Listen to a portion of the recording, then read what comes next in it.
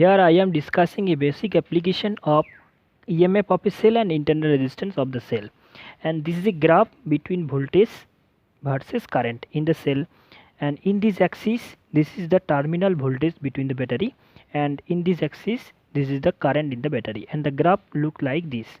And using this graph you have to find the EMF of the cell. Okay, and last year we have seen a relation, this is E equals to V plus IR. Then this E is the EMF of the cell and V is the terminal voltage between the battery, and this R is the voltage lost within the cell. Okay, now first question is calculate the EMF of the cell, that is you have to find E using this graph. Okay, let's see, if I equals to 0, then what will be, this term will be 0 and EMF will be the terminal voltage between the battery. Okay, see from this graph, here the current is 0 and the corresponding terminal voltage is 5 volt, so EMF will be 5 volt, so EMF of the battery is 5 volt. So this is very easy, and the next question is find the internal resistance of the cell.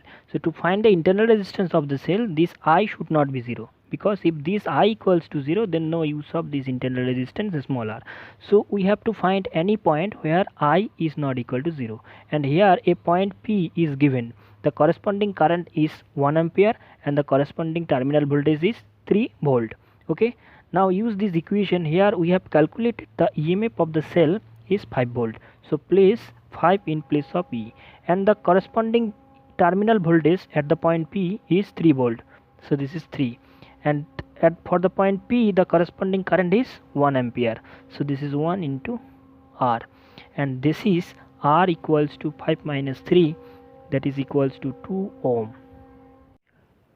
Let's see an application of Ohm's law, and for this circuit first calculate the equivalent resistance of the circuit, and number 2 current through each resistance, this ohm, this resistance, each resistance, and number 3 is voltage across AB, voltage across BC and voltage across CD. Okay, and this 1 ohm resistance is the internal resistance of the cell. So here the equivalent resistance of the circuit means the equivalent resistance between A to D, not this one included, because this is the internal resistance of this cell. Okay, so it is clear that for AB, between the point AB, this 4 and 4 in parallel combination, this is also parallel combination. Suppose this is R1 is the equivalent resistance between the terminal A and B, so it will be 1 by 4 plus 1 by 4, that means 1 by 2, that is R1 equals to 2 ohm. Okay, and now BC, it is 1 ohm, very clear. Suppose this is R2 equals to 1 ohm.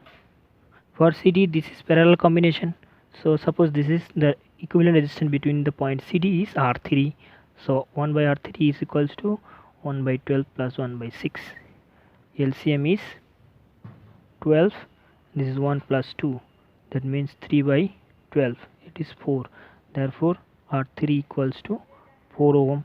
Now see, if we draw a simple circuit, then the circuit will be look like this.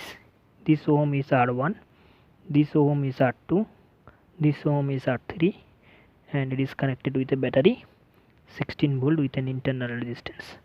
This is the battery. Okay, now see, these 3 resistance are in series, so the equivalent resistance will be sum of these 3 R3, that means 2 plus 1 plus 4, that means 7 ohm is the equivalent resistance. Now calculate current through each resistance. First calculate the current through the circuit. Suppose this is I, so from this circuit it will also follow the current I through this circuit.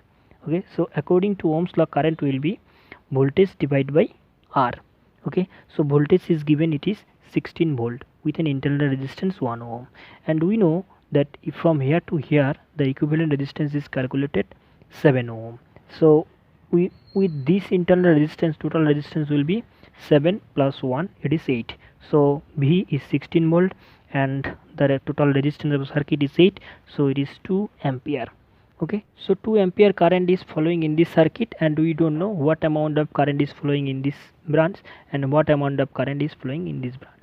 And here we will use the concept of the parallel combination of resistance, and we know the voltage across each of the resistance in a parallel combination, the voltage drop between the two terminal is same, and here we will use this concept to calculate the current. So voltage across the arm 1, suppose this is a 1 and this is 2, will be voltage in arm 2. So according to Ohm's law, we know voltage is equals to current into resistance. So here current is I1, resistance is 4, so it will be I1 into 4, and in this resistance it will current is I2 and resistance is 4, so it will be I2 into 4. This 4 will get cancelled, so I1 will be I2. So if I1 equals to I2, and we know I equals to I1 plus I2, I is divided in two part, I1 plus I2. Okay, and here we have seen this I1 equals to I2, so it is 2 I1. That means I1 equals to I2 equals to I by 2, since I1 equals to I2. Okay, so total current in this circuit is 2 ampere, so it will be 2 by 2. That means 1 ampere current is following in this branch and 1 ampere current is following in this branch.